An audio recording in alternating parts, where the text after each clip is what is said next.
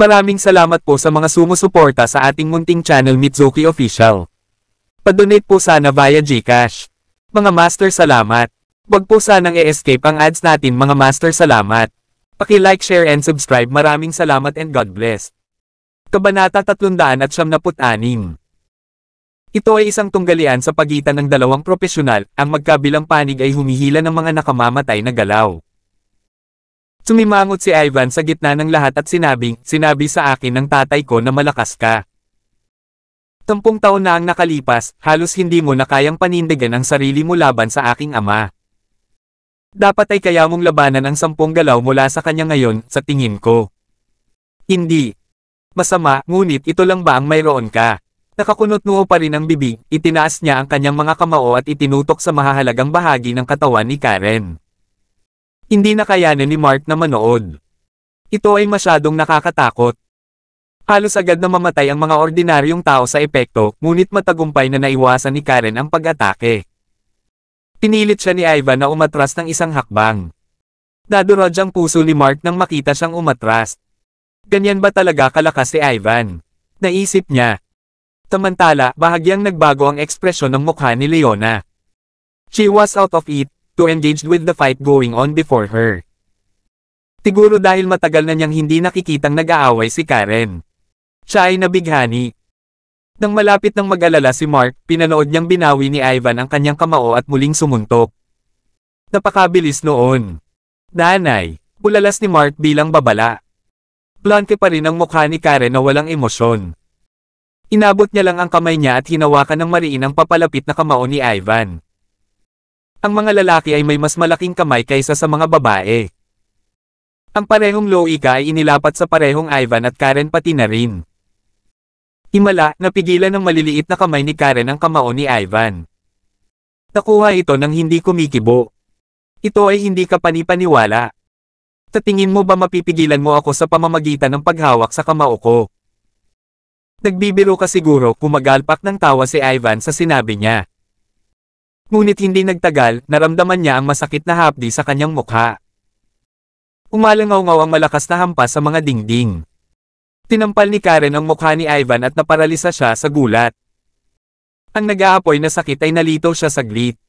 How dare you? Siya pagkatapos ay nagawang makalabas sa wakas. Isa pang sampal ang tumunog. Napaatras si Ivan at muntik nang mahulog. Ang hindi lang niya ginawa ay nakakuyong pa rin ang kamao ni Karen sa kamay niya. You were reckless, mahinang sabi ni Karen. How dare you hit me? Dumura si Ivan ng marahas. Magkahalong dugo at laway ang lumalabas sa kanyang bibig. Napakalakas talaga ng mga sampal ni Karen. Boom! Ilang mabibigat na sipa ang ibinato ni Karen kay Ivan. Parang may nakabangga sa kanya na sasakyan. Ah! Tigaw ni Ivan habang itinapon siya sa ere ng malakas na sipa ni Karen. Tulad ng isang uod, siya ay nauwi sa kulubat na bola habang siya ay lumapag sa lupa. Lumuwa siya ng isa pang subo ng dugo, hindi siya makapaniwala. Ganyan na lang ba ako matatalo? Wala pang 1 minuto, isip niya sa desperasyon. Pakiramdam niya ay nasa ulirat siya. Sa kabilang banda, napatulala si Mark habang si Lilibeth ay nakatitig kay Karen na may galit na mga mata. Napangiti si Leona doon. Walang tigil ang lakas ni Karen na humanga sa kanya. Siya ay patuloy na lumalakas, mamalakas. Ang mahigpit na disiplina sa sarili na taglay ni Karen ay naghikayat sa kanya na magpatuloy sa pagsulong. Ikaw. Tumayo si Ivan nang magsimulang maglakad palapit sa kanya si Karen. Binigyan pa siya nito ng isa pang sampal bago pa man niya matapos ang kanyang pangungusap. Sampal. Hindi man lang lumaban si Ivan. Hindi pa rin siya makapaniwala at naisip niya sa sarili, imposible ito. Paano ako magiging mahina? Isa pang sampal ang ibinato sa mukha ni Ivan. At saka isa pa. Matapos ang 3 sampal, napatulala si Ivan. Punong-puno ng dugo ang bibig niya at pakiramdam niya ay tumugtog na ang ilang ngipin niya. Sa totoo lang, mas tinatanggap niya ang mga pambubugbog kaysa sa inaasahan. Tutal, may suot na bracelet si Karen na may bigat na 12 libra sa kanyang palso. Isipin kung gaano kasakit ang mga sampal na iyon. Hindi nagtagal ay bumagsak muli si Ivan sa sahig. Humuso siya, I'm warning you. Kung ipagpatuloy mo ito, tinatawagan ko ang aking ama na pumunta at makipag-ayos sa iyo. Mas mabuting panoorin mo ito. Tawagan mo siya, sabi ni Karen, walang pakialam ang tono nito. Nagawa ni Ivan na bumangon at tinawagan ang kanyang ama, si Brian Lee. Nang sinagot ang tawag, inilagay niya ito sa speaker at nagsimulang humagulgol, "Dad, binubugbog ako ni Karen." Halos matawa si Ivan habang nagsasalita. Si Karen ay ibang tao sa presensya ng kanyang ama. Siya ay magiging masunurin at higit sa lahat, natatakot. Nang marinig ang boses ni Dad, siguradong takot na takot siya. Masayang naisip ni Ivan. Ano? Nasaan siya? Tanong ng kabilang boses. Kasama ko siya ngayon, biglang nagsalita si Karen. Hindi pa rin mabasa ang mukha niya. Apologize right this instant. Naririnig mo ba ako? Kaway ni Brian, tumaas ang boses sa galit. Hindi, sagot ni Karen. Naglakas loob ka bang suwiin ako? Pagbabante ng boses sa kabilang side. Yeah, and guess what? Patuloy ko siyang sasaktan. Lumapit si Karen at pinagsilbihan si Ivan ng isa pang sampal. Bang! Bumagsak si Ivan sa lupa sa isang buntan. Namutla talaga ang mukha niya at humagulgol. Papa, bayaran mo siya para dito. Alam ni Ivan na siya ang paboritong anak ng kanyang ama. Lahat ng hiling niya ay pinagbigyan niya simula pa noong bata pa siya. Kung may hihingin siya, makukuha niya agad. Ngayon, gusto niyang lumuhad si Karen sa harap niya. Karen, how dare you? Ang tono ni Brian ay naging masama. How dare I? Papatayin niya ang anak ko. Ganti ni Karen at kumikinang ang mga mata sa bangis. Patayin mo ang anak mo. Anong karapatan mong hampasin si Ivan? Kaya niyang gawin ang gusto niya. Hindi mo ba alam na walang kwenta ang anak mo? Paano may kukumpara ang ganyang basura sa anak ko? Dapat patay, for all I care. I'll give you $100 million for compensation. You're still young, Karen. You can always give birth to another one, mahinang sabi ni Brian. Makakakuha ka rin ng isa pang anak, hindi ba? Sagot ni Karen. Pagkatapos ay hinawakan niya si Ivan sa leeg nito. Ang kanyang intensyon na pumatay ay kitang-kita. You dare kill my son. Let him go? Do you hear me? If anything happens to him, I will have you disowned from the Lee family. Naririnig mo ba ako? Umungol si Brian. Narinig niya ang pag-iyak ng kanyang anak dahil sa sakit sa telepono, at medyo nagulat siya. Alam niyang malakas si Ivan para kunin si Karen, paano siya matatalo ng ganoon kadali. Tinimulang buhati ni Karen si Ivan sa kanyang leeg. Nahihirapan siyang huminga ngayon. Takauna-unahang pagkakataon sa kanyang buhay, tunay ang naramdaman na malapit na siyang mamatay. Di Dad, papatayin niya ako. Nabulunan si Ivan. Siya ay natakot. Tumingin siya sa mga mamamatay tao na mata ni Karen at ang tanging nakita niya ay ang nalalapit niyang kamatayan. Karen! Itigil mo na to. Naririnig mo ba ako? Babala ulit ni Brian. Tinubukan niyang patayin ang anak ko. Bakit ko siya pakakawalan? Lalo na't malamig ang boses ni Karen. Kung ibang tao ang nanggulo kay Mark, naalis na niya ang buong pamilya nila. Siya ay naging maawin ngayon. So what? Your son is incomparable to mine. He is nothing. Anong karapatan mong patayin si Ivan? Tigaw ni Brian. Brian, you are Marky's uncle. You have the... Napabuntong hininga si Karen habang nauutil. Uncle. Please, save me the insult. Proud ka pa rin sa B-star na bata na yan at sa walang kwentang ama niya, di ba? Histeryosong tumawa si Brian. Ang pamilya Lee ay isa sa 4 na pinakamaimpluwensyang pamilya sa mundo. Sa sobrang lalim ng background, madaling nakahanap si Karen ng isang pambihirang lalaki na makakasama niya. Ngunit sa halip, umalis siya at nakahanap ng walang kwentang lalaki. Anong biro? Naisip ni Brian na nagdala siya ng kahihiyan sa sambahayan ng pamilya Lee. Nagulat si Mark sa narinig. Anong ibig sabihin noon ni Uncle? Ang tatay ko ba ay isang mahirap na walang maibibigay? Imposible iyon, pagtataka niya. Don't try to belittle me. I prefer my life way it is. As long as I'm happy, nothing else matters. Medyo napabuntong hininga si Karen at umiling. Napakaraming taon na ang lumipas at hanggang ngayon, dinadala pa rin ni Brian ang bagay na iyon. Tinawag pa niyang bastard na bata si Mark. Nagalit ito sa kaibuturan ni Karen. Si Mark ay kanyang sariling laman at dugo. Walang pinayagang tumawag sa kanya ng ganyan. Kabanata 377. Nanatili ang eye contact ni Karen kay Ivan habang itinataas siya nito gamit ang isang kamay, walang kibo pa rin ang mukha nito. Gumagamit ng kaunting lakas, narinig ang tunog ng mga buto. Ah! Dad! Papatayin niya ako, umiyak si Ivan. Siya ay natakot sa labas ng kanyang talino. Sa unang pagkakataon, naramdaman niyang kumakatok ang kamatayan sa kanyang pintuan.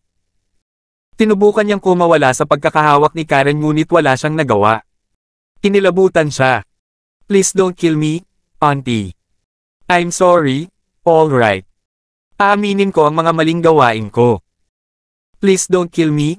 Patuloy na pagsusumamo ni Ivan na puno ng gulat at kilabot ang kanyang puso. Karen merely glared at him and patronized, "Oh, so now I'm your auntie. Akala ko nakalimutan mo na tayo. How dare you even think about killing your own cousin? I know. I'm sorry. I really am. Please forgive me," desperadong pakiusap ni Ivan. Sa pagkakataong ito, alam niyang tinalo siya ni Karen. "Karen, huwag mo na akong paulit-ulitin. Tawan mo si Ivan this instant." Malakas na umalingaw-ngaw sa telepono ang malalim na boses ni Brian. Sumakit ang kanyang puso nang marinig ang masakit na pagpupumiglas ni Ivan sa telepono. Paano may kukumpara ang walang kwentang anak niya kay Ivan? Babayaran niya ito. Nagmumura siya sa isip niya. "Dad, papatayin niya ako." Ulit ni Ivan. Siya ay tunay na natakot sa kanyang isip. Habang pinapanood ang eksena, natakot din si Lilibeth dito. Nakakatakot lang ang galit na si Karen. Nang sinubukan niyang lasunin si Karen noong nakaraan, naalala niyang hindi ganoon kagalit si Karen. Ngunit sa pagmamasid sa kanyang pagbabante kay Ivan ngayon, nasaksihan ni Lilibeth kung gaano kawalang awa si Karen kung talagang galit siya. "Karen, naririnig mo ba ako? Kung papatayin mo ang anak ko, isinusumpa kung papatayin ko lahat ng mahal mo. Papatayin ko ang lalaki mo ngayon, patayin ang anak mo bukas, tapos ako mismo ang papatay sa iyo kinabukasan. Don't you dare test me. I'm giving you a chance right now. Take it or suffer the consequences." Tumabog si Brian sa sobrang galit. "Save your breath. Wala akong pakialam, I'm going to end him today, once and for all." Deklara ni Karen. Tinimulan niyang sumiksik ng malakas sa leeg ni Ivan. Isang malakas na kaluskos ang maririnig habang ginagawa niya. "Dad," daing ni Ivan sa sakit.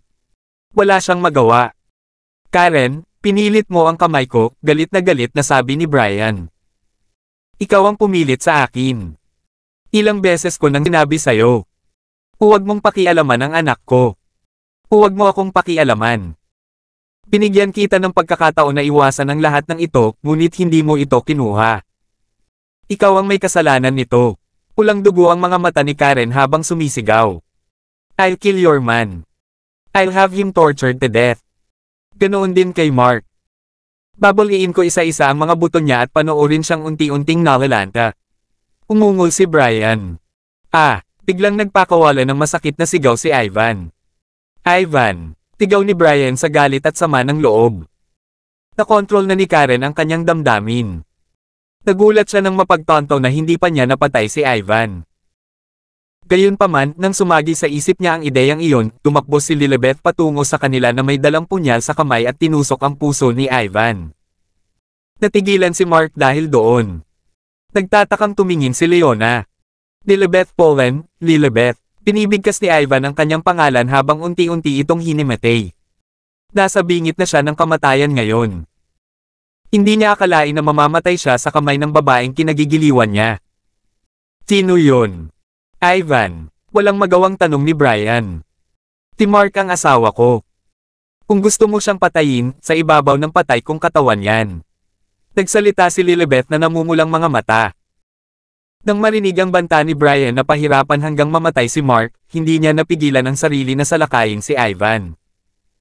Inilabas niya ang kanyang punyal at sinaksak si Ivan ng marahas. "Lilibeth, pinatay mo ang anak ko." Sumigaw si Brian sa telepono. "Yes, I did. Pinatay ko siya. Kaya kung gusto mong pahirapan ng sino man, pahirapan mo ako. Huwag mong sasaktan si Mark, mahinahong sabi ni Lilibet habang hinuhugot ang punyal sa katawan ni Ivan. Sa isang malakas na sigaw, pinakawala ni Ivan ang kanyang huling hininga. Hindi na niya maiangat ang ulo. Tinaksak siya ni Lilibet hanggang sa mamatay. Tumingin ulit si Karen kay Lilibet at kumalas sa pagkakahawak. Bumagsak si Ivan sa sahig habang ang ekspresyon ng di-disguise na sorpresa ay pumalit sa mga katangian ni Karen. Mag-ingat ka, Lilibet Polan. I swear I'll find you, torture you and then kill you. And Karen, I'm deaning you from the family. You are no longer my sister. I'll have you and your pinatay ang buong pamilya, naririnig mo ba ako? Napawungol si Brian sa telepono sa galit at pagkawasak. Bitik, ang telepono ay nawasak sa isang langgitngot. Kung gayon, hanapin mo ako. Sabi ni Lilibet habang tinatapakan ang phone, nabasag ito. Naputol ang tawag. Nagulat si Mark at walang magawa, ano ang ginawa ni Lilibet. Bakit niya kinaladkad ang sarili sa gulo? Sandali itong natahimik. Si Mark, Karen, at Leona ay nakatingin lang kay Lilibet. Wala sa kanila ang umasa na papatayin niya si Ivan. Si Karen ang pinaka nagulat. Si Lilibet ay pinatay ng walang takot. Higit pa rito, ang kalupitan na nakita niya sa mga mata ni Lilibet ay higit na mabangis kaysa sa kanyang sarili. Kung bibigyan ng sapat na oras, posibleng malapasan siya ni Lilibet. Tumingin si Karen kay Mark sa sandaling iyon at nag-isip. Ngayon, ang pinakamalaking hadlang sa pagitan ni Mark at Lilibet ay ako, naisip niya.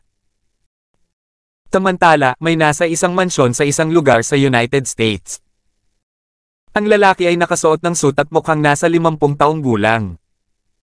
Itinaas niya ang kamay niya at malakas itong hinampas sa mesa sa galit. Nabasag agad ang mesa. Ipaghihiganti ko ang pagkamatay ng aking anak. Malakas na nagmura ang lalaking nasa katanghaliang gulang na si Brian. Mga bantay, hiningi niya.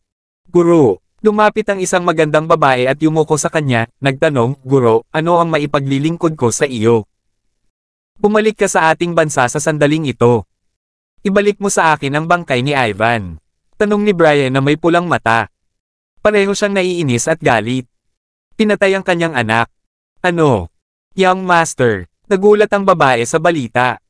Namatay si Young Master. Sino ang pumatay sa kanya? Nagtataka siya, nakaramdam ng takot. Ibalik mo ang katawan niya ngayon. Go! Siya ay sumigaw. Yes, Master. Kailangan mo ba akong ipaghiganti ang Young Master? Mataimtim na tanong ng babae. Ako mismo ang gagawa. Kunin mo sa akin ang lahat ng impormasyon na maaari mong gawin sa isang lalaking nagngangalang Mark Orleans. Ipahanap ang lahat ng nauugnay sa kanya. Utos pa ni Brian. Oo, Master. Kukunin ko na. Sabi ng babae at agad na umalis. Paglabas niya ng silid, takot siyang nagtaka. Ito ay kakilakilabot na balita. Hindi siya makapaniwala na may isang tao doon na may lakas ng loob na patayin ang Young Master. Ano ang nangyayari? Kung hindi sinabi sa kanya ng guro ito ng personal, talagang hindi siya maniniwala. Pagkalabas niya ng silid, sinimulan niya ang kanyang paglalakbay upang kunin kaagad ang katawan ni Ivan. Napuno ng kalungkutan si Brian. Ivan, rest in peace. Don't worry. I swear I'll avenge your death. Siya ay sumumpa sa galit. Samantala, lumabas si Karen sa villa kasama si Mark, kasunod sina Leona at Lilibet. Sumakay ang lahat sa helicopter kasama si Leona bilang kanilang piloto. Inutusan niya ang isang tao na linisin ang kalat sa eksena bago lumipad. Mom, are you okay? Tanong ni Mark. Pakiramdam niya ngayon lang na pressure si Karen. Tutal pamangkin naman niya si Ivan. Ayos lang ako, sabi ni Karen sabay buntong hininga. Medyo naiinis siya kay Mark na nadisgrasya ng ganyan kanina. Noong college ako kasama ang tatay mo, gentleman siya at napakagwapo. Noong ako sa kanya, wala siyang binanggit tungkol sa pamilya niya. Pero naniwala ako sa kanya, at naniniwala pa rin ako. Hindi siya tulad ng sinabi ng tito mo kanina. Makapangyarihan ng tatay mo, sa ibang aspeto lang, simulang paliwanag ni Karen. Siya kinailangan niyang ilabas ito. Nag-aalala siya na baka mag-overthink si Mark at isipin na walang silbi ang kanyang ama tulad ng sinabi ni Brian. Hindi yun mabuti. Naunawaan ni Mark na mahirap ang kanyang ama. Maswerte siya na nahuli niya ang kanyang sarili na isang maganda at mayaman na babae tulad ni Karen. Gayunpaman, hindi niya inaasahan na may iba pang magagandang katangian ang kanyang ama. Ngunit iba ang ipinahiwatig ng kanyang ina. Hindi mo masasabi ang mga ganyan tungkol sa tatay mo, hindi totoo. Hindi siya mahirap, seryosong sabi ni Karen. Gamaan ang pakiramdam ni Mark dahil doon. Gayunpaman, sumagi sa isip niya sa sandaling iyon ang banta ng paghihiganti ni Brian. Paano ako gagantay ng ganoong tao sa akin? Pagtataka niya. Ang walang katapusang mga posibilidad ay nagpang-inig sa kanya sa takot. Huwag kang mag-alala, Mark. Ikaw ang aking anak. Walang sino man ang mag-iisip na patayin ka, muling pagtitiwala ni Karen sa kanya. Handa na siyang bumalik sa Estados Unidos sa lalong madaling panahon. Nag-aalala si Mark na wala na siyang mahabang oras. Kung hindi siya makapagpapalakas sa oras, tiyak na mamamatay siya kung kaharap niya si Brian. Ang kanyang pagkakataon na mabuhay ay maliit maliban kung si Karen ay nasa kanyang tabi. Gayunpaman, paano ito naging posible? Tahuli ay lumapag ang helicopter sa rooftop ng Hotel Luna. Nagpatuloy sa paglalakad si Mark pababa kasama si Lilibet nang makalabas sila ng helicopter. Gustong-gusto niyang hawakan ito sa kanyang mga bisig. Naantig na sa kanya ang mga kinikilos ni Lilibet. Niyakap ni Mark si Lilibet. Hindi niya ito nilabanan. Hindi rin siya nagsisi sa ginawa niya. Gagawin niya itong muli at 1,000,000 beses kung may mga ngahas na banta muli ng ganoon kay Mark. Nang makita sila ni Leona na magkasama, medyo nadismaya siya. Naranasan ni Karen sa mga ganitong bagay at nahuli sa ekspresyon ni Leona. Naisip niya, na in love na ba si Leona kay Marky? Sa isiping ito, natuwa si Karen. Kailan ito nangyari? Nagtataka siya. Naalala niya na walang feeling si Leona sa kanya dati. Pero alam ba ni Marky? Malamang hindi. Leona, kailangan kong bumalik ngayong gabi. Para naman sa kaligtasan ni Marky, ipaubaya ko na sayo yan, sabi ni Karen makabalik na siya sa States. Kailangan niyang hanapin si Brian at harapin ito ng direkta. Kailangan din niyang harapin ang pamilya niya sa korte. Sila ay lahat ng bahagi ng pamilya Lee pagkatapos ng lahat, ang pagpatay sa sarili niyang mga miyembro ng pamilya ay hindi katanggap-tanggap. Kailangang ayusin ni Karen ang lahat. Pananatilihin ko siyang ligtas, pangako, sabi ni Leona. Siguradong paprotektahan siya nito. Iyon ang buong dahilan kung bakit siya narito noong una. Nakalaya pa rin si Black Rose. Sister Karen, nagsimulang sabihin ni Leona ngunit pinigilan ang sarili sa kalagitnaan ng pag-iisip.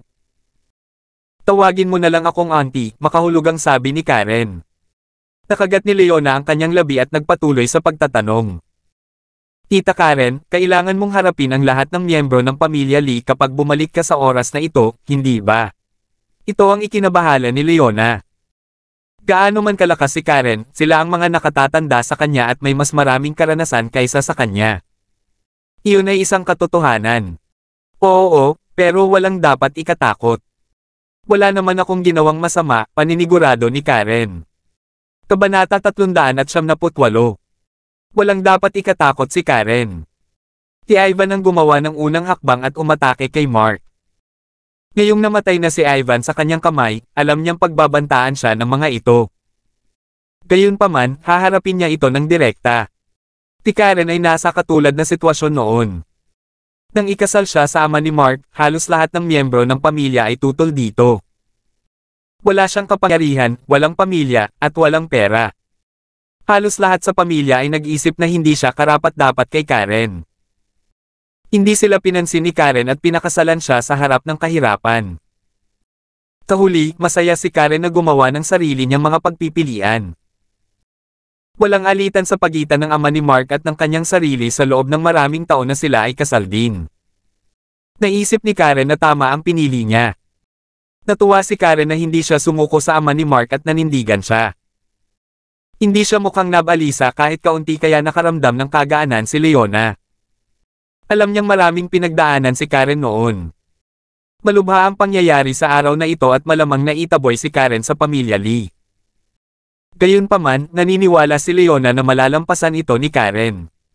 Ang kaunting pag-aalala ay bumabalot pa rin kay Leona. Pagkatapos ng lahat, ang pamilya Lee ay palaging pinapaboran ang mga lalaki kaysa sa mga babae kaya hindi na pinapahalagahan si Karen mula nang siya ay ipinanganak. Siya pa nga ang minamaliit ng maraming miyembro ng pamilya at hindi sila kasama. Mula pa noong bata si Karen, talented na siya. Siya ay independyente at ang kanyang kakayahan ay partikular na namumukod-tangi. Siya ay mas mahusay kaysa sa karamihan ng mga tao sa kanyang pamilya. Noong panahong iyon, ang mga kapatid ni Karen ay gumastos ng daan-daang libong dolyar sa kolehiyo bawat tao. Gayunpaman, siya sa paghahambing ay naligtas lamang ng ilang daang dolyar. Ngunit hindi siya nagreklamo. Sa katunayan, ipinagpapasalamat niya iyon. Siya ay nagtrabaho ng husto upang makuha ang kayamanan na mayroon siya ngayon. Ang kanyang mga kapatid na lalaki ay hindi maihahambing sa kanyang pinaghirapang tagumpay. Lumaki si Karen sa isang kapaligirang umaasa sa sarili. Ngayong pinatay na ni Karen si Ivan na siyang kahalili ng pamilya, alam niyang maghihiganti ang kanyang pamilya. Gusto talaga ni Leona na bumalik sa United States kasama si Karen. Tita Karen, sasabihin mo na ba kay Marky? Nag-aalalang tanong ni Leona. Hindi na iyon kailangan, sabi ni Karen. Tiyak na hindi niya sasabihin kay Mark kung gaano kahirap ang nangyari. Hindi mahalaga kung ang nakamamatay na suntok ay hinarap niya o hindi. Kailangang mamatay si Ivan sa alinmang paraan. Sige, bumantong hininga si Leona. Kailangan ko munang bumalik. I'll leave the farewells to you, sabi ni Karen at agad na sumakay sa helicopter. Pagkatapos ay pumunta siya sa airport.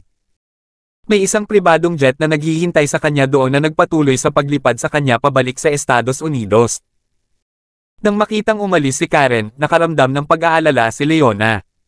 Hindi nagtagal, lumingon siya at hinanap si Mark.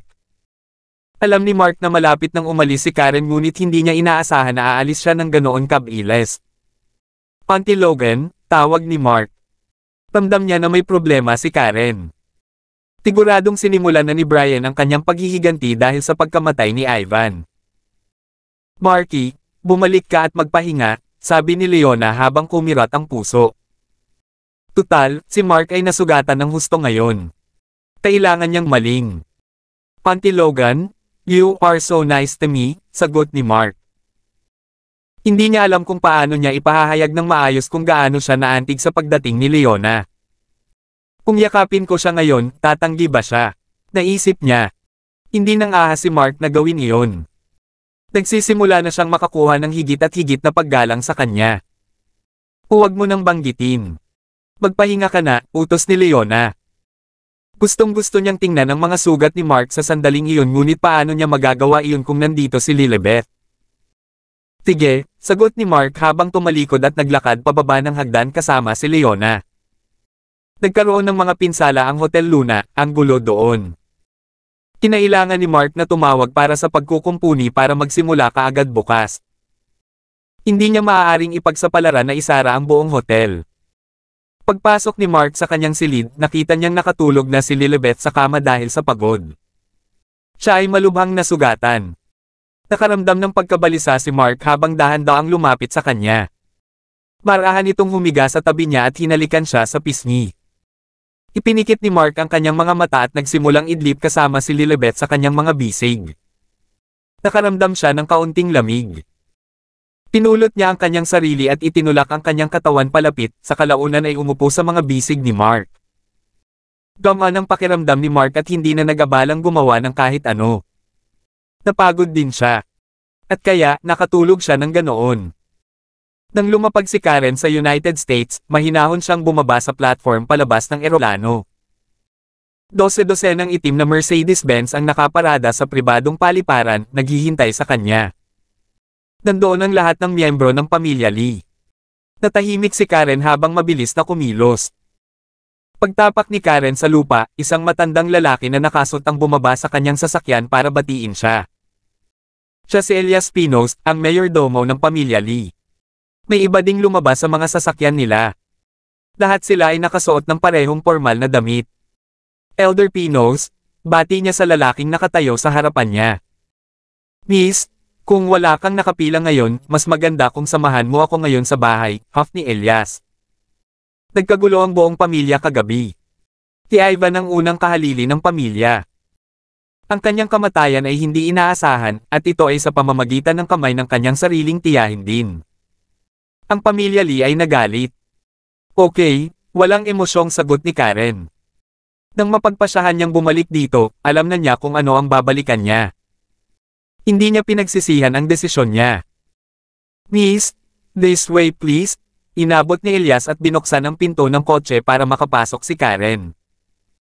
Nang makaupo na ang lahat, tumungo silang lahat sa bahay ng pamilya. Sa loob ng sasakyan, napabuntong hininga si Elias nang masalubong niya ang pagiging walang kibo ni Karen. Ilang dekada na siya sa pamilya Lee kaya kilalang kilala niya ito. Gaano man kahirap ang pakikitungo sa kanya ng kanyang pamilya, palaging napakabait ni Karen sa kanila. Hindi kailanman inisip ni Karen ang hindi patas na pagtrato sa lahat. Ang pagpapala ng pamilya Lee na magkaroon ng gayong anak na babae. Gayunpaman, alam niyang hindi ganoon ang iniisip ng ibang miyembro ng pamilya.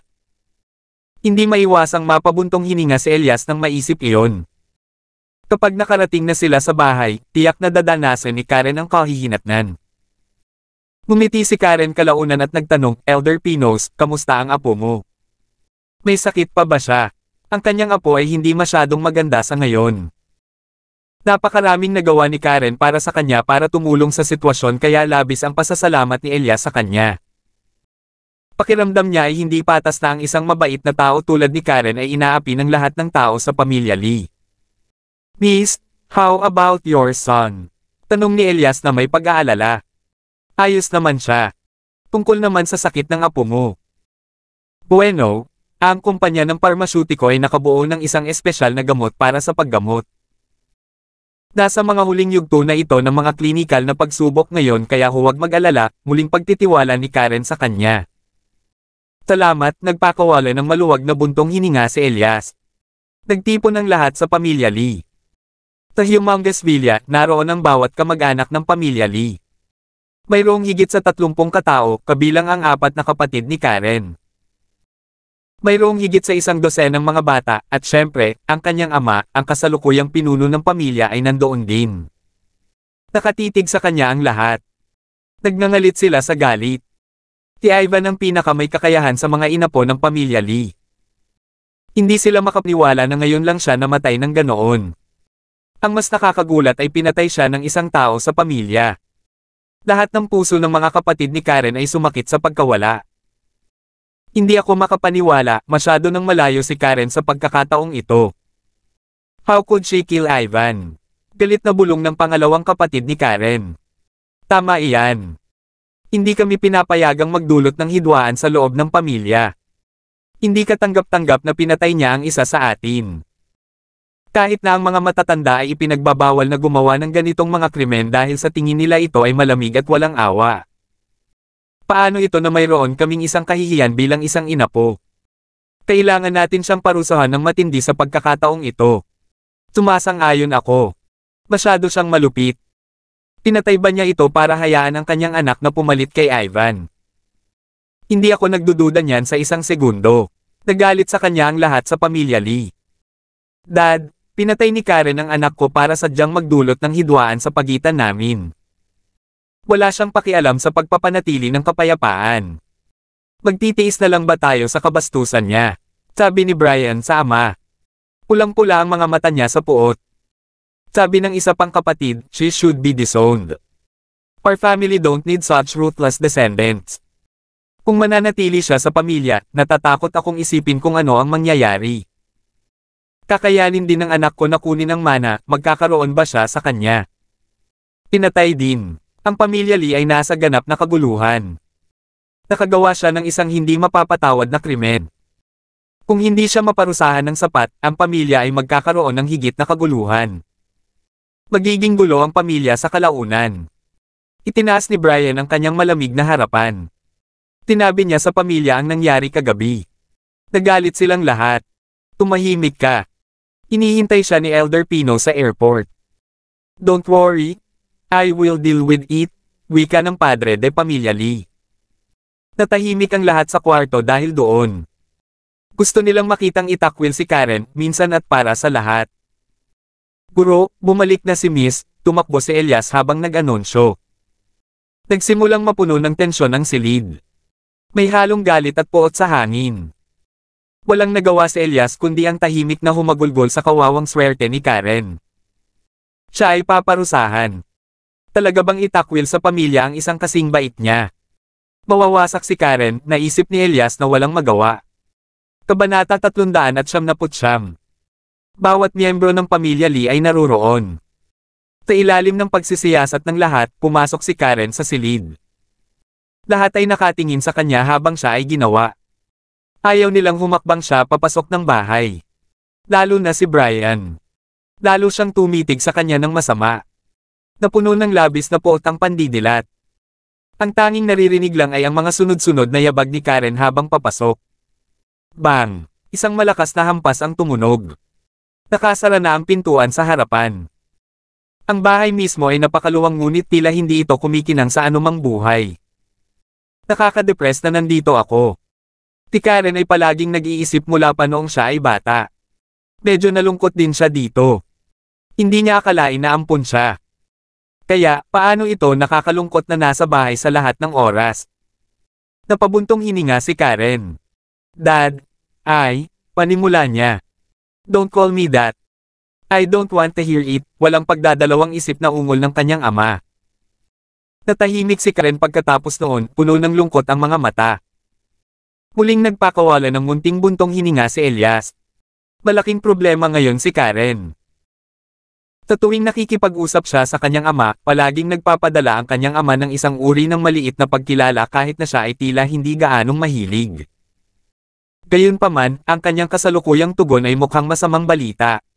Sagutin mo ako. Umalis ka ba ng bansa kamakailan? Malamig na tanong ng kanyang ama. Yes, I have. Makatotohanang sagot ni Karen. Ano ba ang ginawa mo noon? Gusto kong malaman ang lahat. Tanong niya saka tumayo. Ang iba naman ay nagsusumamo kay Karen. Lalo na yung mga kapatid ni Karen. Palagi na niyang nalalagpasan ang mga ito mula pa noong maliliit pa sila. Pakiramdam nila ay naapakan sila ni Karen, inferior. Kaya naman, tinuruan nila ang kani-kanilang mga anak na huwag kilalanin si Karen bilang kanilang tiyahin, lalo pa itong tugunan. Kung may pagkakataon na itaboy siya sa pamilya, malugod nilang tatanggapin ito. Nagkataon na parang ang araw na hinihiling nila. Iniligtas ko ang aking anak, sabi ni Karen pagkatapos ng sandaling katahimikan. Iniligtas ang anak mo. Kaya mo pinatay si Ivan dahil doon. Kumulog ang kanyang ama.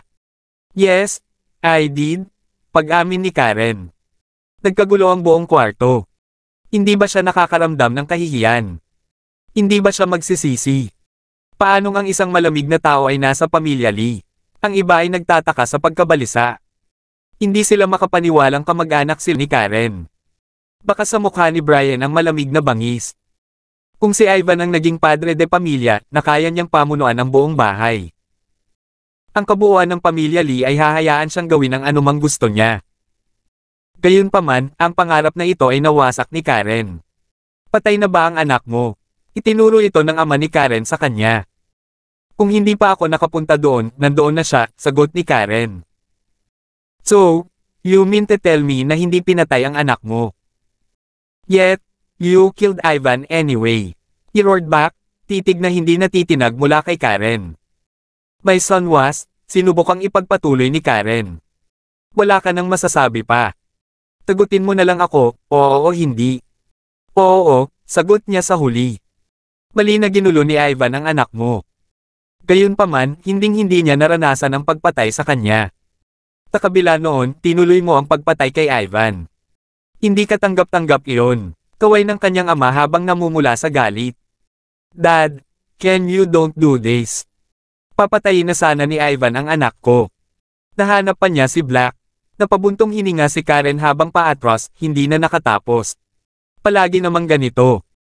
Hindi niya gustong marinig ang mga dahilan nito at palaging sinisisi ito sa kanya. Marahil ito ay karma para sa mga kakilakilabot na bagay na ginawa niya sa kanyang nakaraang buhay. Tumahimik ka. Sumingit si Brian at sumigaw. Alam ng lahat ang pagkatao ng anak ko. Hinding-hindi niya iisipin na saktan ang sarili niyang pamilya. Kasalanan mo ang lahat ng ito. Ikaw ang unang umatake at pumatay sa kanya. Tinaman lang siya ng tingin ni Karen. Naiintindihan mo ba na mali ka ngayon? Magsisisi ka ba? Dahan-dahang lumapit sa kanya ang kanyang ama. Hindi, wala akong ginawang masama. Si Ivan ang nagsimula. Siya yun. Wala akong ginawang masama. Depensa ni Karen habang namumula ang mga mata sa kakaiyak. Nasaktan siya ng husto. Tinaasan niya ito ng boses, "Shut up. There's no point explaining yourself now. Now tell me, what are the consequences of killing a family member? We all know this. So now I want you to say it to me, say it malakas. Sabihin mo." Sumigaw din bilang suporta ang iba pang miyembro ng pamilya Lee. Natahimik si Karen. Then, she asked, "Dad, you mean to tell me na hindi mahalaga kung tama o mali ang ginawa ko? Kasalanan mo ang pagpatay sa sarili mo. Napakaraming taon na ang lumipas at ikaw lang ang tanga para gawin ang ganoong bagay. Espesyal ka ba?" "Hindi ako nagkakamali," matigas na sagot ni Karen. "Stop denying it. Just tell me now, what are the consequences?" Tigaw ng kanyang ama. Itatakwil ako ng pamilya Lee, na pabuntong hininga si Karen habang sinasabi. Nalungkot si Elias at naisip niya paano kayang lusubin ng napakaraming tao ang mabait na babaeng ito. "So you're aware then? Well, since you've acknowledged that, hindi ka na member ng Lee family as of right now." Malamig na sabi ng kanyang ama. Parang tinusok ng kutsilyo ang puso ni Karen. Palagi na itong ganito mula pa noong bata pa siya. Kahit na hindi siya nagkakamali, siya ang laging sinisisi. "Sige," sabi ni Karen, saka siya agad na tumalikod at umalis. Sa sandaling ito, ang iba pang miyembro ng pamilya Lee ay tumawa. Nakaalis na siya sa wakas. Ito ay tungkol sa oras. "Tumigil ka," biglang sumigaw si Brian. Tumigil si Karen sa kanyang mga hakbang at lumingon sa kanya, nagtanong, "Mayroon pa ba?" "Mukhang hindi mo alam kung ano ang ibig sabihin ng hindi pag-aari ng pamilya. Hindi ka na miyembro ng pamilya Lee, kaya't pakiiwan ang lahat ng mga ari-arian mo. Hindi mo karapat-dapat ang mga ito. Iwan mo sila rito." Ngayon na, walang awa na sambit ni Brian. Lahat ng tao sa pamilya Lee ay napalingon kay Karen para tingnan kung ano ang magiging reaksyon niya. "Wala akong pag-aari mula sa pamilya Lee," sabi ni Karen. "Wala. Please, lahat ng meron ka ngayon ay atin na." Ganti ni Brian. "No, I made the money by myself. Lahat ng meron ako ngayon, nakuha ko sa sarili kong pagsusumikap," sagot ni Karen. Mula nang makatapos siya ng kolehiyo, hindi na siya humingi ng kahit isang sentimo sa pamilya. Nakuha niya ang lahat ng kanyang pera mula sa kanyang trabaho at kumita ng malaki. Habang si Karen ay isang hayop sa pakikipaglaban, siya ay may talento din sa pagnenegosyo. Nakakatawa. Paano mo nagawang kumita ng pera kung wala ang pamilya Lee bilang iyong gulugod? Kung wala kami, matagal ka nang namatay. Hindi ka na magkakaroon ng pagkakaroong kumita. Binigyan ka namin ng pundasyon at kinuha mo. Bentahin ng maimpluwensyang kapangyarihan ng aming pamilya. Kaya, lahat ng mayroon ka ngayon ay pagmamay-ari ng pamilya Lee, utang mo sa amin ang buong buhay mo. Ngayon, ibigay mo sa amin ang lahat," sabi ni Brian habang papalapit sa kanya habang sinusundan naman ng ibang members. Napatingin ang lahat sa kanya, pati na ang kanyang ama. Tama si Brian. Ang lahat ng mayroon si Karen ay pag-aari na ngayon ng pamilya Lee. Kung wala ang pundasyon ng pamilya Lee at ang maluwalhating reputasyon nito, walang makakatrabaho sa kanya. Wala siyang kakayahang kumita ng napakaraming pera sa maikling panahon. Umiling si Karen at mariing sinabing, "Hindi, lahat ng bagay ay nakuha ko ng mag-isa. Ang pera ay pag-aari ng aking anak. Maliban sa kanya, walang ibang maaaring kumuha nito. Titik. Pera mo. Sa'yo. Sabihin mo nga," tigaw ng kanyang ama sa kanya. Ang kanyang dumadagandong na dagandong ay parang maaaring gumuho ang buong bahay. "Akin na ito. Nabayaran ko na ang utang ko sa iyo. Binigyan ko ang pamilya Lee ng higit sa 10 bilyong dolyar sa mga nakaraang taon. Sobra na iyon," pahayag ni Karen. Ang walang humpay na titig ng kanyang ama ay lalo siyang ikinagalit. Sa simula, ibinalik ni Karen ang bawat sentimos na kinita niya sa pamilya Lee. Sa paglipas ng mga taon, marami na siyang naibigay. Ang utang niya sa pamilya ay nabayaran na kanina. B. T. Angal ng kanyang ama habang nakataas ang kamay para sampilan siya. Nakatayo lang si Karen at hinayaan itong mangyari. Tinabi niya, ikaw ang aking ama. Maaari mo akong saktan kung gusto mo. Tay, suntukin mo siya. Malakas na pagpupumilit ni Brian. Ang lakas ng kanyang ama ay brutal, si Karen ay walang pagkakataon. Her father merely stared at her and muttered, I have never beat you up before. I regret not doing so noong bata ka pa. Napabuntong hininga si Karen dahil doon. Naalala niyang ikinwento sa kanya ni Elias kung paano siya sinampal minsan ng kanyang ama noong bata pa siya. Nawalan siya ng malay noon. Buti na lang at nailigtas siya ng nanay ni Karen. Kung hindi, patay na siya. Paano siya tatayo roon at magkunwaring hindi pa niya sinaktan si Karen sa buong buhay niya? Tinabi iyon ni Elias kay Karen ng palihim. Ang pamilya Lee ay palaging mas gusto ang mga lalaki kaysa mga babae. Ang huling bagay na gusto ng ulo ng pamilya Lee ay isang anak na babae. Ngunit pagkatapos, pinagkalooban sila ni Karen. Gayunpaman, kinuha ni Brian ang panandaliang stun ni Karen bilang pagkakataon para sipin siya. Tinipa si Karen ng 4 hanggang 5 metro ang layo, ngunit hindi siya natamba kahit may dugong tumutulo mula sa gilid ng kanyang bibig. She glared at Brian and swore, mula ngayon, hindi na kita kapatid. Hindi mo rin ako kapatid, walang puso kang Tik. Tigaw ng isa niyang kapatid. Hindi mo rin ako kapatid, Tik, bugbugin kita hanggang mamatay. Tigaw ng isa pa. Lumapit sa kanya ang 4 na kapatid at patuloy na sinisipa siya. Gayunpaman, hindi siya lumuhad o nagpakawala ng kahit isang ingay dahil sa sakit. Tahimik niyang tiniis ang pananakit. Pinunasan niya ang dugo sa kanyang mukha gamit ang likod ng kanyang kamay, nakaramdam ng panlulumo. Hindi na miyembro ng pamilya Lee.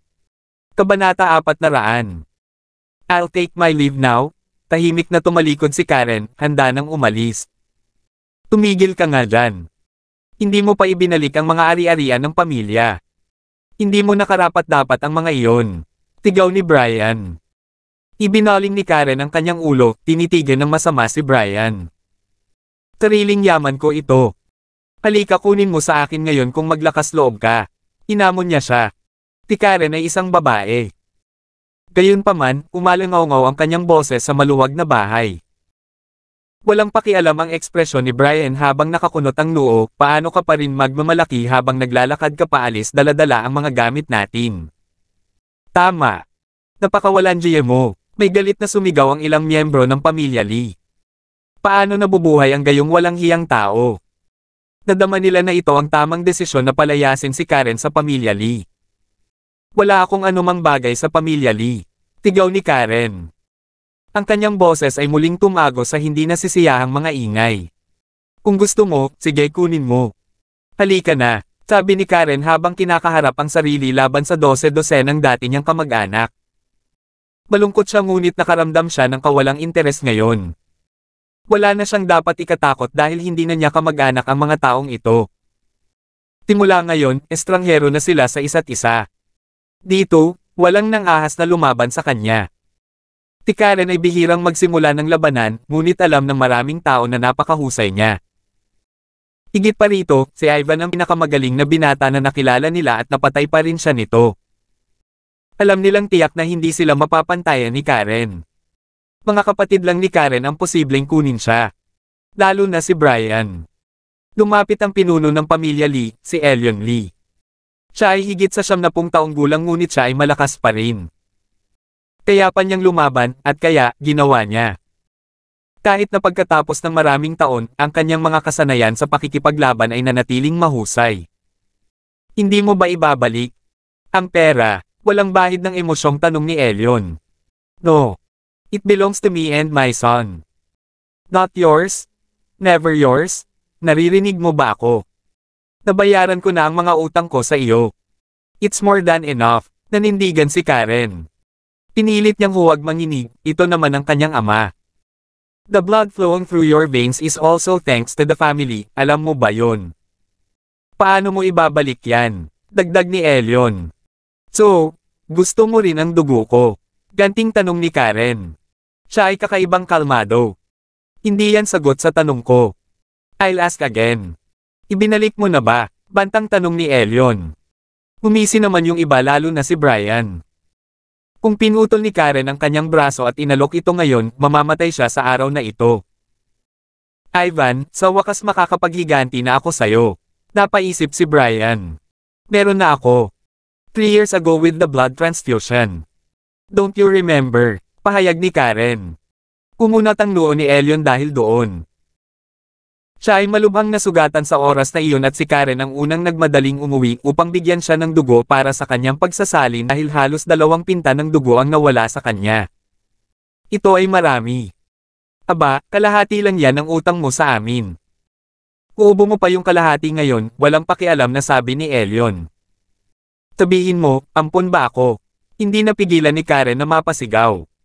Bakit galit na galit sa kanya ang kanyang ama? Wala siyang ginawang masama para matanggap ang hindi patas na pagtrato. Sinabi ni Elias, hindi, ikaw ay hindi. Ngunit nang ikaw ay ipinanganak, kinasusuklaman kita sa paningin dahil kinasusuklaman ko ang iyong ina. Nagsimulang tumulo ang mga luha sa pisngi ni Karen nang tahimik niyang tinanggap ang paliwanag nito. Bumubulong, naiintindihan ko na. Ngayong narinig na niya ang kanyang pangangatuwiran, wala nang ibang bagay na mahalaga sa kanya. So, how will you be paying your debts? You can't live today without doing it now, mahigpit na babala ni Elyon. Tapat na ang nagawa ko. Makinig kang mabuti, kung sino man sa inyo ang pilitin akong gawin ang isang bagay na ayaw ko mula ngayon, pangako papatayin kita.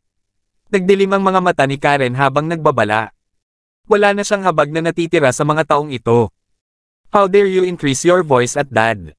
Tigaw ni Brian at sinuntok. Tinaikit ni Karen ang kanyang mga mata at sinalungat ang kanyang atake gamit ang isang suntok pabalik. Boom! Nagsalpukan ang kanilang mga kamao. Nagulat lahat ng tao sa kwarto. Pare-parehong pinagtagpo ang dalawa. Paano ito naging posible? Malubhang nasugatan si Karen sa lahat ng pananakit ng kanyang mga kapatid kanina. Paano niya susuklian ang suntok ni Brian ng ganoon kadali? Hindi ko na siya ama, at hindi nakita kapatid. Hindi kita bibitawan ng madali, malamig na sabi ni Karen. Ang kamao niya ay kasing tigas ng bakal, at mahigpit ang pagkakahawak niya. Walang nakaisip kung ano ang susunod niyang gagawin, maging si Brian. Tinuntok siya sa dibdib wala pang 1 segundo. Boom! Isa pang suntok ang inilabas. Pagkatapos, nakatanggap ng panibagong suntok si Brian sa kanyang dibdib. Natigilan siya dito. Kailan pa naging makapangyarihan si Karen? Natahimik ang silid, walang nagsalita, pati na si Elyon. Nabigla siya sa lakas nito. 40 taong gulang pa lamang si Karen. Paano siya naging napakalakas? Mas magaling pa siya kay Elyon noong nasa edad niya ito. Sino pa ba? Lumapit ka sa akin ngayon kung maglakas loob ka. Inilibot ni Karen ang kanyang tingin sa lahat ng naruroon habang nagsasalita siya. Sobrang tahimik pa rin noon. Lahat ay natulala sa kakayahan ni Karen. Isang salita ng payo, huwag mo akong guluhin. Hindi ako magpipigil sa pagkakataong ito, papatayin ko ang sinumang mag-provoke sa akin. Hindi ako gagawa ng anumang exception. Tinggal ni Karen habang nanatiling nakatitig kay Elyon. Binabalaan niya ang sarili niyang ama. Nagdilim ang mukha ni Elyon nang mapagtantong niya ito. Tumalikod na si Karen at nagsimulang umalis. Nakasalubong niya si Elias sa kanyang paglabas at malungkot niyang sinabi, Elder Pinos, naway magkita tayong muli. Isang tahimik na buntong hininga ang pinakawala ni Elias dahil doon. Pagkatapos noon, nagawa ni Karen na buksan ang pinto at umalis. Tinarado ang pinto sa likod niya. Dad, hahayaan ba natin siyang lumayo ng ganon-ganon lang? Lolo, patayin natin siya at bawiin ang atin. Pinayagang umalis si Karen na ikinagalit ng mga tao. Nadama nila na kung ang bawat isa sa kanila ay nakipaglaban sa kanya, si Karen ay hindi makakalabas ng bahay ng buhay. Hinahayaan nila siyang lumayo ng hindi nasaktan, ito ay hindi kapanipaniwala. Kumunat ang noo ni Elyon bilang tugon at sinabing, hindi na ako makikialam sa kanya. Kung sino man ang may gusto na kunin siya, sige. Makukuha mo ang lahat ng pag-aari niya na nasa ilalim ng pag-aari ng pamilya natin kung matatalo mo siya. Tumalikod siya at umalis kaagad, naglakad patungo sa likod bahay. Brian, ano ang dapat nating gawin? Si Karen ay parehong mayaman at makapangyarihan. Ang kanyang kayamanan ay kamangha-mangha. Ito ay tinatayang higit pa sa kayamanan ng aming pamilya. Kung siya ay magtatatag ng kanyang sariling pamilya, ang mundo ay hindi na magkakaroon lamang ng 4 na pinakamalalaking sambahayan. Ngunit 5, may nag-pipe up. Sino sa tingin niya? Ungol ni Brian. Paano siya makikipagkompetensya sa 4 na pinakadakilang pamilya sa mundo? Kung wala ang suporta ng mga ninuno at mga kontribusyon mula sa mga nakaraang henerasyon, paano ito magiging posible? Ito ay hindi narinig. Then, I guess we should, may nagsimulang magmungkahi. Si Karen ay kargado, sino ba ang hindi magnanais na makakuha ng ilan sa kanyang kayamanan? Gayunpaman, walang sino man sa mga miyembro ng pamilyang Lee ang nakakaalam kung paano karaming pera ang kinita ni Karen sa mga nakaraang taon. Ang alam lang nila ay nagtatrabaho siya sa United States at sa kanya ang 1/5 ng industriya. Ito ay isang nakakatakot na pag-iisip. Ibig sabihin, 1/3 ng industriya ay kay Karen kung isasaalang-alang nila ang mga pag-aari niya sa ibang bansa. Habang iniisip ito ni Brian, mas lalo siyang nagalit. Hindi niya hahayaang mamatay si Ivan ng walang kabuluhan. Lahat ng mayroon si Karen ay dapat sa kanya. Nahikuyom ni Brian ang kanyang mga kamao habang galit na nag-iisip, "You better watch it, Karen." Hindi na bahagi ng pamilya Lee si Karen. Pinalik niya ang tingin sa villa nang makalayo na siya. Hindi na niya tahanan ang lugar na ito. Napabuntong hininga, kinalma niya ang sarili. Napangiti siya ng mapait habang iniisip ang mga pangyayaring nangyari kanina. Hindi niya akalain na mangyayari talaga ito. Gayunpaman, hindi siya nakaramdam ng anumang panghihinayang dahil ang lugar na ito ay hindi pa rin talaga parang tahanan. Kinuha niya ang phone niya at may tinawagan. Ngunit sa sandaling ito, isang kotse ang papalapit sa kanya. Sa loob nito ay nakaupo ang isang maamo at matikas na lalaki. Si Chadwick Orleans iyon, ang ama ni Mark. Nang makita ang kanyang silhouette, dali-dali namang pinunasan ni Karen ang dugo sa gilid ng kanyang bibig at naglakad patungo sa sasakyan. Palagpak, isang malakas na sampal ang tumunog. "Beastard, anong sinabi mo?" Galit na sigaw ni Elion. Nagpapahinga na siya nang dumating si Brian. Tinabi kay Elion na marami sa mga supplier ng stock sa industriya ng pamilya Lee ang nagputol ng ugnayan sa kanila. Karamihan sa kanila ay naging kanilang mga supplier sa loob ng maraming taon. "Dad, si Karen siguro ang may gawa nito. Naputol pala niya ang mga supply para sa marami nating industriya. Tinawag niya ang mga supplier natin para kanselahin tayo." Galit na nag-isip si Brian. Nakatanggap siya ng tawag sa telepono na nagpapalam sa kanya na ang 300 restaurant sa ilalim ng pangalan ng pamilyang Lee ay hindi ibinigay. Nakakagulat na balita. Ginawa ba ni Karen ang lahat ng ito? Naisip niya. Nakakatakot ang itsura ni Elion at nagsimulang sumigaw, "No, Karen is too smart to do that." Alam niya na ang restaurant ng pamilya namin ang pinakamalaking chain restaurant dito, kaya naman sumali siya sa bidding. Noon, ako ang personal na pumili sa kanya. Siya ang pinakamagaling na kandidato noong mga panahong iyon. Walang sino man ang makakapaghambing. Wala akong ibang pagpipilian. Hindi ako makapaniwalang ginagawa niya ito. Galit na galit si Elion. Pinaghandaan ba ang lahat ng ito? Pagkatapos ng napakaraming taon, magkano ang nagastos para sa daan-daang mga restoran? Si Karen ay kumikita kahit saan. Hindi niya alam na hindi pa siya kumikita mula sa mga industriya ng pamilya Lee, kahit isang sentimo. Nagbigay siya ng mga supply sa mga restoran ng pamilya Lee nang walang dagdag na kita mula rito. Gayunpaman, si Karen ay hindi na miyembro ng pamilya Lee ngayon. Hindi niya ipagpatuloy ang pagtulong sa kanila. Maghanap ng bagong supplier, ngayon na.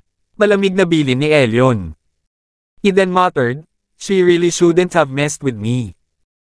Agad na nagtungo si Brian upang simulan ang paggawa nito ngunit isang tawag sa telepono ang sumabad sa kanya. Pagkasagot ng tawag ay namutla ang mukha niya. Gaano karaming iba pang mga industriya ang sinalihan ni Karen para sa kapakanan ng pamilya Lee. Sa sandaling iyon, medyo natulala si Brian.